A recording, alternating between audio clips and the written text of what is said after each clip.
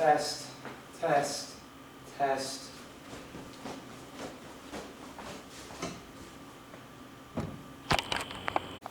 Right. Camera's recording. First affirmative speaker, you have 4 minutes.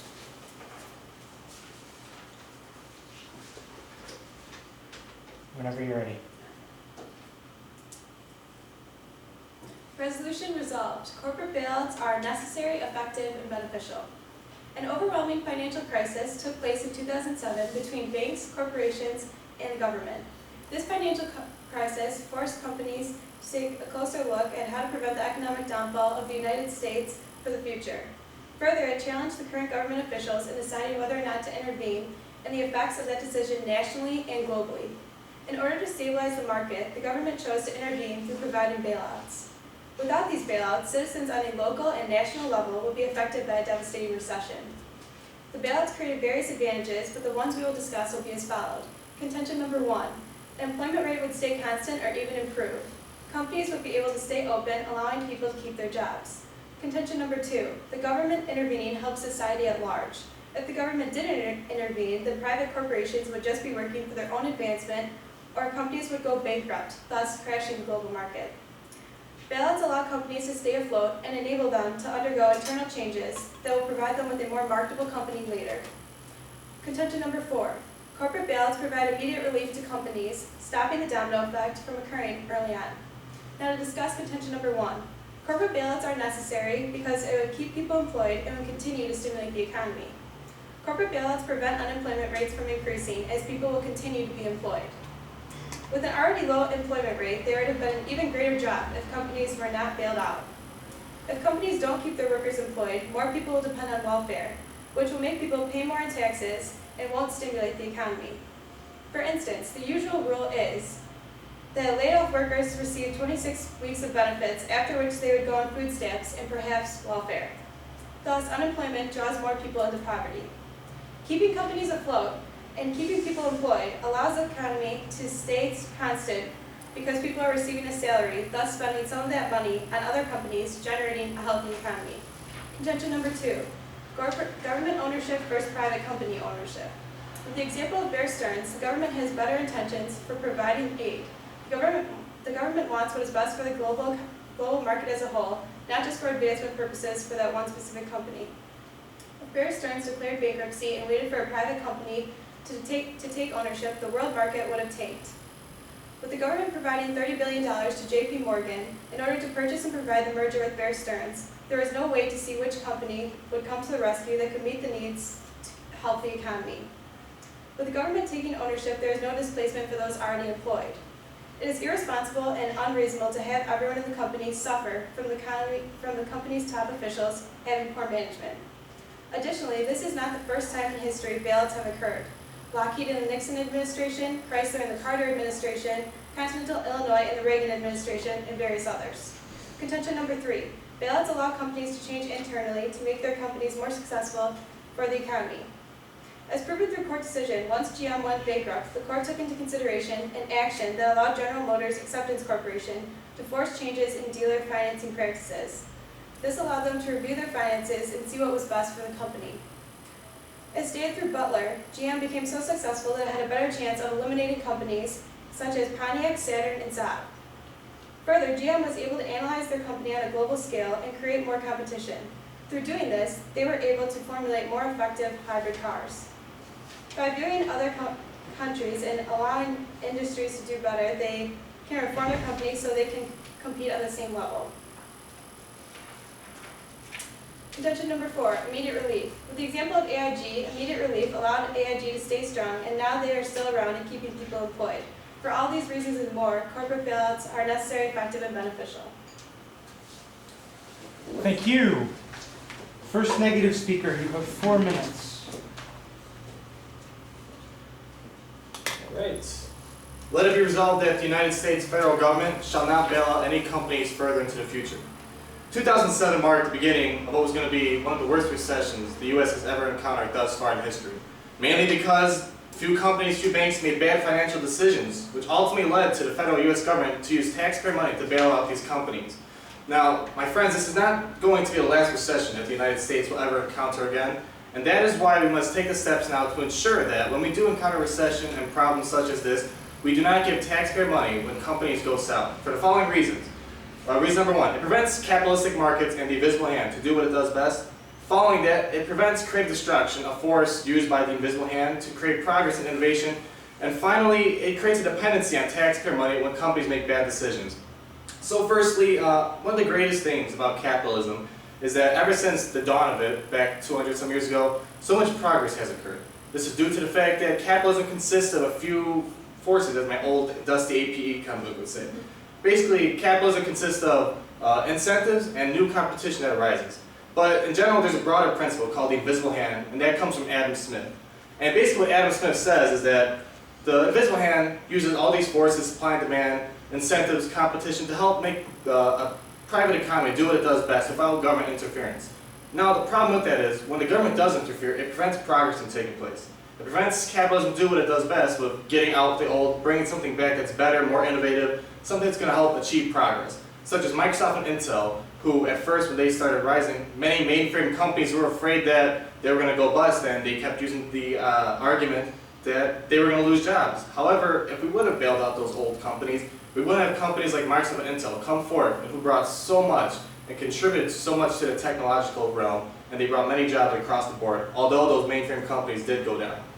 Now, along with that, it prevents creative destruction from taking place. And essentially, what creative destruction is, according to Charles Wheelan, who's an economist and wrote at Naked Economics, creative destruction rewards the winners and crushes the losers. It's just something that comes along when you play with capitalism.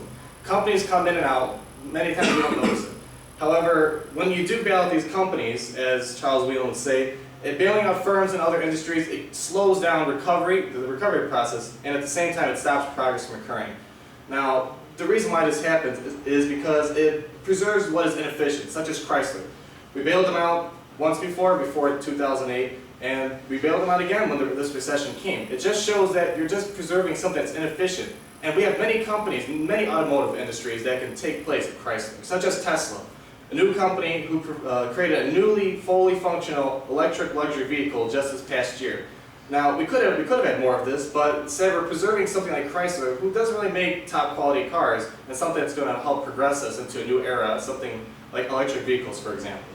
Now, finally, our last point, we'd like to talk about how when you bail out companies, it creates this dependency on taxpayer money. Basically, just as the Cato Institute says, every time you're bailing out companies, they're going to come back when they make bad decisions using the argument that, well, we want to help preserve jobs. When really it's more of a political purpose and not really an economic purpose, because as we mentioned before, bailing out companies isn't the most economically sound decision. And anytime they make bad decisions, they're going to have the idea that, we'll use the argument that we're going to save jobs. So they're going to come to you, dig into your pockets, and help bail them out so they can keep their own jobs, and they're not really thinking about the society at large. Now, that's what we have to worry about. We have to find steps that the economy can improve itself without the government interference. And we don't want dependency to be dependent on people like us who work hard every day. We want the economy to do what it does best, use the invisible hand, use forces like creative destruction, and help competition arise in the long run. Thank you. First cross-examination period, 2 minutes between the first speakers.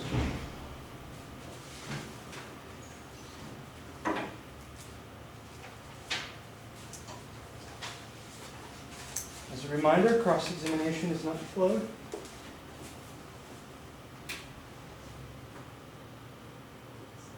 Sorry?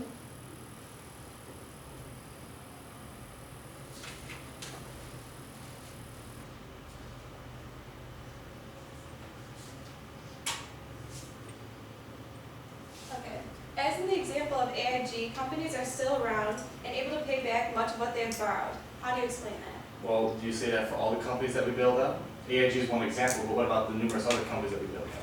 Right, we are just using one example for AIG, but it has been as in other companies as well. But just like you used the example of Chrysler, we're using the example of AIG to prove our side. So how do you explain the fact that AIG was able to pay back some of their money, majority of their money, and now may be able to earn profit? Well, although that's one example of AIG, Chrysler is just, as I said, we're just giving one example due to time limits. However, we have bailed out many companies, And we've seen that we keep having this reoccurring process where they're not doing well. And AIG is just one example out of the many that we're able to pay off. We still have companies today that haven't been able to pay off that debt due to the fact that they haven't been performing as well. Okay, I do understand your point. Now, I'd also like to address how you had talked about how employment was definitely a factor. So we'd like to address that at our point, with the fact that employment is so important. So how would you address all the people who would then lose their jobs if companies were not bailed out? Unemployment is definitely an important thing in economics, but you don't want to focus on the long run, or the short run, I should say, because in the short run, jobs are going to be lost instantly and stuff. We have jobs that get lost every day, but eventually the economic forces move jobs around. We have new industries that arise, new companies that arise, and that's where employment eventually gets replaced. We've seen that the horse and buggy industry went bad, and eventually now we have cars. But Now, if you don't mind, I'd like to ask my questions. Are you aware of Chapter 11 bankruptcy? No, I'm not. Okay, basically that's reorganization. It's companies can enter that without actually going bust. And I'd like to follow up with another question. Are you familiar with these companies such as Baker Square, Kmart, Six Flags, American Airlines? Yes. Are they still around? Yes. Okay, well these companies actually didn't need to borrow a dime when they had to enter bankruptcy. Not during the recession, but during other causes. They didn't need to borrow one penny, one nickel, and yet they're still operating today without any sort of bailout whatsoever. Okay, again, these are just examples, just like we provided, that there are still companies still around still today. And thank you. Thank you. Remember, when the fist goes up, you can finish your sentence and that's it. Okay. Second affirmative speaker, you have 4 minutes.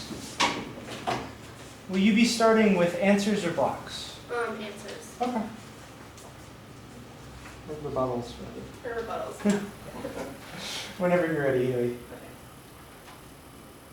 So our opposing team says that corporate bailouts do not help the economy in the long run. If the government does not bail out companies, people will lose their jobs, which will prevent the economy from growing and moving at a healthy rate. Companies may be able to overcome their problems after they are bailed out, but is it worth trying to save companies that at one point were successful, such as JP Morgan? This company at one point thrived in providing people with banking privileges and consumers trusted them, and having one bad recession in their business does not mean they need to be shut down for good. We should try and save these successful companies, such as JP Morgan, because it provides competition between the market, which provides healthy economical trade. People say the economy is in a recession and is turning for the worst. But while there are surely lots of potholes and wrong turns ahead, the economy both in the U.S. and worldwide appears to be in the early stages of a rebound. We have decisions made by government officials to thank for that, provided by Fox in 2009. The government made it possible for the economy to turn around and regroup. This state is in the past, but it was during the financial recession of companies where bailouts were happening. At this time, Fox thanks the government for intervening without thinking twice. Companies do help in the long run because the companies eventually will repair itself and reform so the failings don't happen again. If you look at GM, the government stepped in, gave them money, and they are now a successful business, still distributing cars and providing people with cars and other products. As with the example of AIG, one of the largest bailouts in United States history, the money has almost been completely paid back and they will soon be making a profit. Contention number 2, bailouts do not speed up the recovery process in the business cycle. Stabilization is more important than growth or speeding up the recovery process. Bailouts do not need to speed up the recovery process in the business cycle. The government would still need to be involved in whatever happens with the failing company. So this involvement allows a better transition for those directly affected. The government is involved with the market, and the United States economy is affected by the legislation created by the political authorities. Banks and other financial institutions need to be able to lend money in order to keep the market stable, and bailouts are the only way to effectively provide the banks with this ability. Government bailouts prevent unnatural competition between corporations. If companies fail, there would be no competition, and only one company would be ahead. Looking at General Motors, for example, as a part of the GM restructuring process, the company determined it would eliminate some of its least competitive brands, such as Pontiac, Saturn, and Saab. The government isn't only allowed to help one specific company. All companies are able to receive financial aid from the government, so bailouts are in the end fair for all. While there are surely lots of potholes and wrong turns, we have the government to thank for once again stepping in and helping the economy at large. If corporate bailouts do not happen, there would be only one large company for each different business. Corporate bailouts aren't just giving companies money, but rather relief efforts. There was a need to serve a greater good, which is keeping people employed, as opposed to increasing competition. Money injected into the economy affects the rate of inflation. We have been injecting money for years, and there has not been a rise in the rate of inflation. In theory, what you hold is true, however, inflation has not risen. Further interest rates are very low. There are ways to control inflation, but there's only one effective way to control a failing economy. Bailouts allow for citizens to continue paying for everyday needs through credit and keeping people employed. Back to our point, companies need workers to make the business run and make the economy flow smoothly. Continuing to keep people employed allows for a stronger economy because more money is flowing into various sectors of what makes up the economy. In other words, people need to have money to spend to make the economy regulate better. Our side wins this debate because, again, not only an example of 2007, but even now, employment is our key to make our economy better. Having people lose jobs due to few people's poor management is not fair. Thank you. Thank you. Negative team. Second negative speaker, you have 4 minutes. Mike, will you be starting with rebuttals or blocks?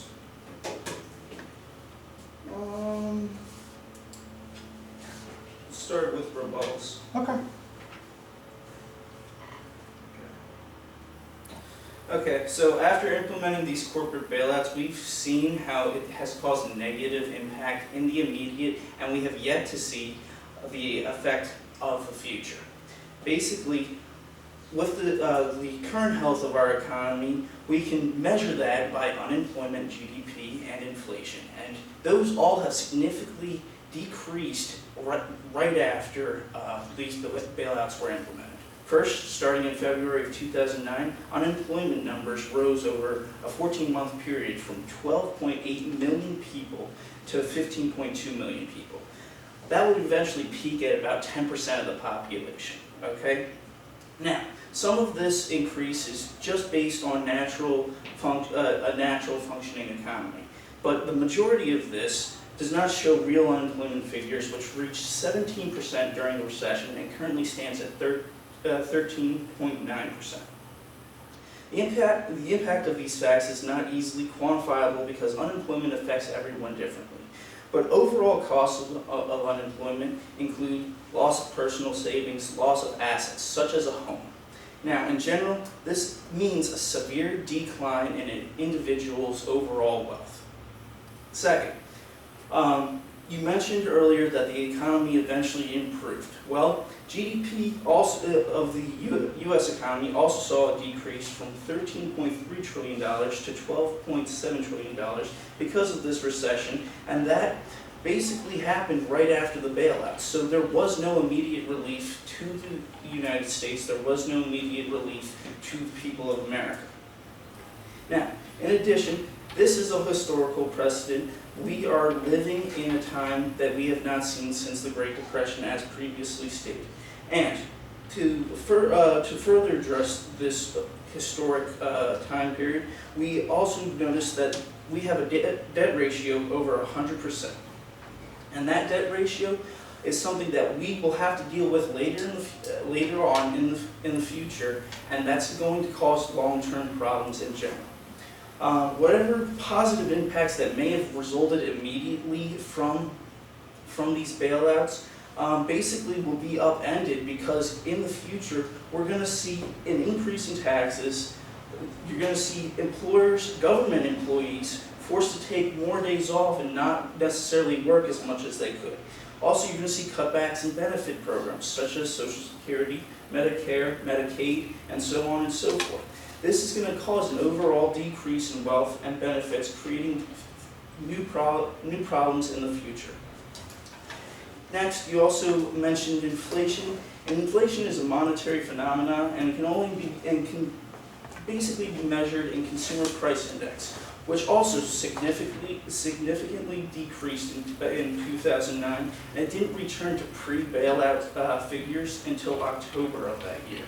So, basically, the economy immediately responded, and it responded in a negative way because of these corporate bailouts. It didn't prevent unemployment from rising. Yes, it saved a couple jobs in a few select companies, but overall it elongated the recession and didn't help bring people to new jobs. Lastly, people that finance these bailouts don't necessarily see the return. AIG may be returning a profit and so forth and on, but the people aren't seeing any return on their investment. And basically that means that we just gave them money and the overall general population did not see any improvement in their lifestyle. Thank you. We now have time for 2 minutes of cross-examination between the second speakers on both teams. Again, cross-examination is not flooded.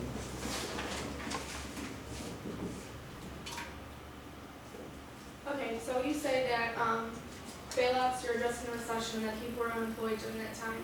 But obviously people are going to be employed because it's the recession back in 2007, 2009. But bailouts are currently, so how can you address that people are unemployed if the government bailouts companies? Bailouts aren't 2008, 2007, 2009, it's all the same thing. I mean, it is in the past, it may be current, but I don't understand your question. It's improved since the past. How can you say like... That's just a natural business cycle. Eventually, the economy is going to improve just in general. That's how an economy works. Okay, and then you say there's $16.5 trillion that the government has spent in the United States, but how can you just say that's all companies? Isn't the $1,600 spent on other things as well? So how can you blame all of that for corporate bailouts? That's an unnecessary. Corporate bailouts are a discretionary expense that shouldn't happen. To lower that figure, you shouldn't spend money on corporate bailouts. But so you're saying it's okay to spend money on other things such as military expenses or government spending on reevaluating? Well, that's the purpose of the government, to spend money on But not to things for the spend people. on companies that have people employed and are stimulating. Well, that only focuses on a certain number of the population. Spending money on the military basically is for the overall general public, okay? Spending on just a corporation just focuses on a segment of the corporation. Now, I'd like to ask, do you know what happens when you lower interest rates? No. No? Okay, basically people withhold money, and that means that they're not going to spend it, they're not going to invest that money because they're not going to see as much return if they invested or spent that money.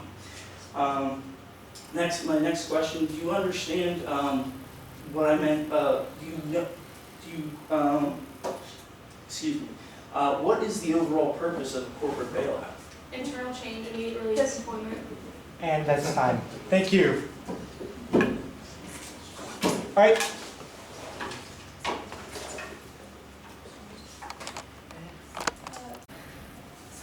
Affirmative team, do you want prep time?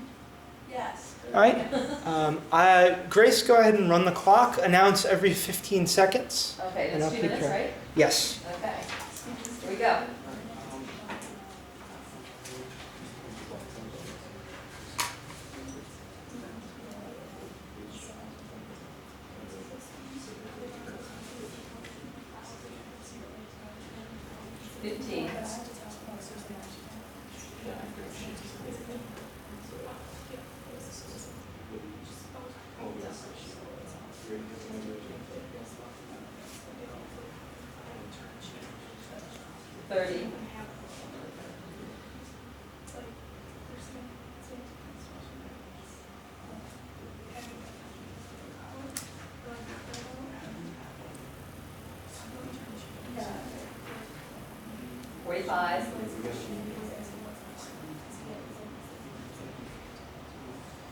Okay, we're good. All right. Grace, how much time is left? Got a minute and 5 seconds. All right.